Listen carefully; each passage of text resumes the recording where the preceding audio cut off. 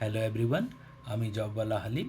আমার এই চ্যানেলের মাধ্যমে আপনারা বিভিন্ন সরকারি চাকরির পরীক্ষার প্রিপারেশনের গাইডেন্স পেয়ে থাকবেন। এই জন্য আমার চ্যানেলটাকে লাইক, শেয়ার অ্যান্ড সাবস্ক্রাইব করবেন।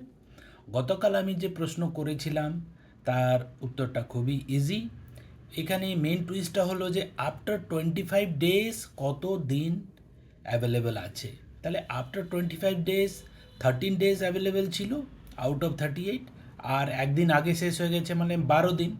তাহলে 35 জন লোক, মানে 30 + 5 35 জন লোক কাজ করছে 12 দিনে। তাহলে 30 জন লোক কত দিনে কাজ করবে?